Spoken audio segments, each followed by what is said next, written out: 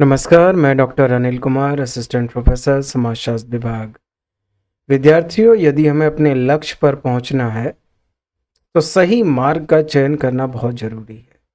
हम अपने मार्ग को चयन कर लें, सतत प्रयास करें और पेशेंस रखें, धैर्य बनाए रखें, शांति से कार्य करें, तो एक ना एक दिन हम अपने लक्ष्य को प्राप्त कर ही लेंगे। शोध कार्य एक यात्रा है, एक ऐसी यात्रा जिसमें आपको पेशेंस रखना है और यहाँ पर महत्वपूर्ण बात, आपको सही रास्ते का पता होना बहुत ज़रूरी है, ताकि आप अपने गंतव्य तक, जो आपने लक्ष्य रखा है, वहाँ तक पहुँच पाएँ। इस उद्देश्य को ध्यान में रखते हुए आज हम आपके प्री पीएचडी कोर्स वर्क के सेकंड पेपर समाजशास्त्र विषय पर चर्चा कर रहे हैं। हमने पिछले वीडियो लेक्चर में फर्स्ट पेपर पर चर्चा की थी, आज हम सेकंड पेपर पर चर्चा करेंगे। आज के इस पेपर का कोड है A071102T। इसका मतलब ये है कि ये एक थ्योरी का पेपर है। इसका टाइटल है theoretical perspective in Indian society and contemporary issues. ये कंपलसरी पेपर है, इसमें 6 क्रेडिट है और टोटल मार्क्स 100 का है। 25 इंटरनल एग्जाम के हैं और 75 आपके यूनिवर्सिटी एग्जाम के हैं। आइए हम इसके ऑब्जेक्टिव को ध्यान में रखते हुए कुछ चर्चाएं कर लें कि ये कोर्स क्यों डिज़ाइन किया गया, सेकंड पेपर किस पर्सपेक्टिव को ध्यान में रखते हुए, किस गोल को ध्यान में रखते हुए डिज़ाइन किया गया, ये पेपर आपसे क्या अपेक्षा करता है, हम इस विषय पर चर्चा कर लेते हैं। इस पेपर को डिज़ाइन करते समय यह ध्यान में रखा गया कि आप भारतीय समाज के सैद्धांतिक दृष्टिकोण और समकालीन मुद्दों को समझ सकें। इसमें उन मुद्दों को समझना है जो प्रासंगिक हैं, वर्तमान सामाजिक मुद्दे और चुनौतियां किस तरीके से भारतीय समाज में एग्जिस्ट करती हैं और आप उन चुनौतियों से कैसे निपट सकते हैं। इस समझ को विकसित करने के लिए आपका यह पेपर डिज़ाइन किया गया। साथ ही साथ भारतीय समाजशास्त्र, अब यहाँ पर अगर हम भारतीय समाजशास्त्र शब्द का प्रयोग कर रहे हैं तो आपको यह भी समझना होगा कि हम किसी दूसरे राष्ट्र जैसे अमेरिकी समाजशास्त्र, कैनेडियन समाजशास्त्र, ब्रिटेन का यानी कि ब्रिटेन समाजशास्त्र, तो आप अलग अलग राष्ट्रों के अंदर समाजशास्त्र विषय की अलग अलग परिपाटियां हैं, वहाँ के अलग अलग पर्सपेक्टिव हैं।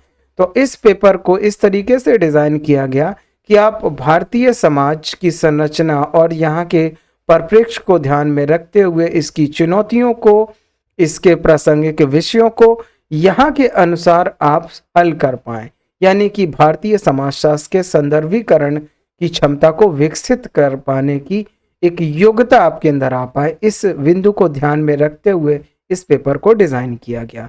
साथ ही साथ भारत में आधुनिकता, विभिन्न आविष्कारों, भूमंडलीकरण, प्राकृतिक आपदाएं और मानव निर्मित आपदाओं से लगातार परिवर्तन होते रहते हैं।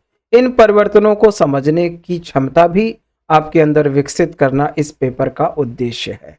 यह पेपर 6 क्रेडिट का है, यानी कोर अनिवार्य यानी कंपलसरी पेपर है। हमने इससे पहले भी चर्चा की है कि ये 25 अंक आंतरिक होंगे और इसमें 75 अंक विश्वविद्यालय परीक्षा के होंगे। आपको पास करने के लिए मिनिमम 55 अंक चाहिए और इसमें कुल व्याख्यानों की संख्या लगभग 90 होनी चाहिए, यानी कोर्स वर्क के दौरान टोटल लेक्चर 90 होने चाहिए, जिसमें हम इस पूरे पेपर के सिलेबस को कवर करेंगे। आइए अब हम चर्चा करते हैं इसके सिलेबस को।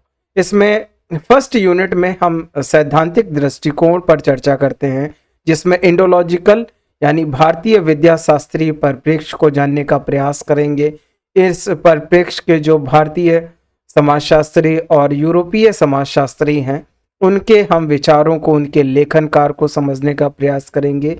उन्होंने किस विधि का प्रयोग किया, किस तरीके के डेटा सेट को अपनाया, क्या क्या उसके फायदे थे, हम इस पर चर्चा करेंगे। साथ ही साथ कुछ आलोचनात्मक पक्षों की भी हम चर्चा करेंगे। दूसरे पर्सपेक्ट में हम संरचनात्मक प्रकारवाद को जानेंगे, मार्क्सवादी पर्सपेक्टिव यानी परिप्रेक्ष्य को जानेंगे, सबअल्टर्न और सभ्यतावादी दृष्टिकोण पर भी चर्चा करेंगे। तो भारतीय समाज में या भारतीय समाजशास्त्र के सैद्धांतिक दृष्टिकोण में आपको मुख्यतः इंडोलॉजिकल, संरचनात्मक प्रकारवादी, मार्क्सवादी, सबाल्टर्न और सभ्यतावादी दृष्टिकोण को समझना है। इस पर कुल 15 व्याख्यान होने हैं। सेकेंड यूनिट में हम समकालीन सामाजिक और सांस्कृतिक मुद्दों पर चर्चा करेंगे।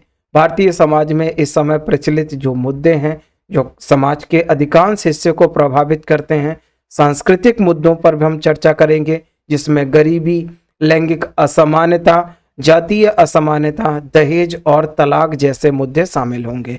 इस पर भी कुल 15 लेक्चर डिसाइड किए गए हैं। हम थर्ड यूनिट पर चर्चा करते हैं, भारत में विकास से जुड़े समकालीन मुद्दे क्या हैं, जैसे नगरों या महानगरों में झुग्गी और झोपड़ी, विकास की वजह से विस्थापन, पर्यावरण प्रदूषण और स्वास्थ्य संबंधी समस्याएं क्या क्या हैं, हम इन्हें समझने का प्रयास करेंगे। इस पर भी कुल 15 व्याख्यान होने हैं। चौथी इकाई में हम भारतीय जातीय व्यवस्था, राजनीति, दलित चेतना, सांप्रदायिकता, धार्मिक पुनरुत्थान, अल्पसंख्यकों की समस्याएं, महिलाओं का सशक्तिकरण जैसे विषयों पर चर्चा करेंगे। यदि कोई विद्यार्थी इन विषयों पर फिर चाहे, हमने इससे पहले जैसे कि फर्स्ट यूनिट में हमने चर्चा की इंडोलॉजिकल पर्सपेक्टिव की, संरचनात्मक प्रकारवाद की, मार्क्सवादी दृष्टिकोण की, और दूसरे यूनिट में हमने चर्चा की सामाजिक और सांस्कृतिक मुद्दे की।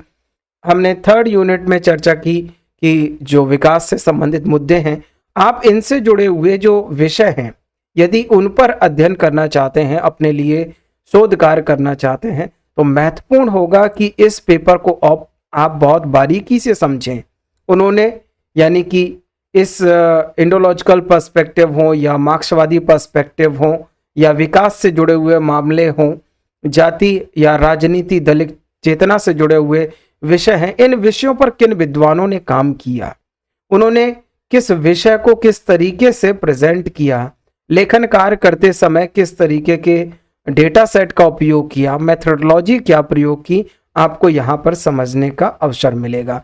इस पर यानी कि हम अपनी चौथी यूनिट की बात कर रहे हैं, तो इसे कवर करने के लिए 18 लेक्चर का प्रावधान किया गया है, जिसमें सभी विषयों पर हम चर्चा करेंगे। पांचवी इकाई में हम चर्चा करते हैं आधुनिकता बनाम परंपरा, यानी भारत में परंपरा और आधुनिकता के बीच का जो डिस्कोर्स है, विमर्श है, हम उस पर चर्चा करते हैं। चाहे एस.सी. दुबे हों, प्रोफेसर योगेंद्र सिंह हों या फिर दीपांकर गुप्ता सर हों, आप इनके विषय को पढ़ सकते हैं। परंपरा के साथ साथ हम यहाँ कम्युनिकेशन यानी संचार के साधनों, धर्मनिरपेक्षता, हम बहुलतावाद और राष्ट्रीय निर्माण पर चर्चा करेंगे, जिस पर 15 लेक्चर का प्रावधान किया। लास्ट में हम यानी कि छठवीं इकाई में हम वैश्वीकरण पर चर्चा करेंगे, जिसमें हम जानने का प्रयास करेंगे इसके अर्थ, परिभाषा, लाभ, हानि। इसके साथ ही साथ हम आधुनिकीकरण व वैश्वीकरण के संबंध को भी जानने का प्रयास करेंगे कि इससे किस तरीके से सार्वजनिक नीतियां बदली हैं, वैश्वीकरण के प्रभाव से किस तरीके से सामाजिक संरचना और व्यवस्था में परिवर्तन आया है। इसको समझाने के लिए कुल 12 लेक्चरों का प्रावधान किया गया है।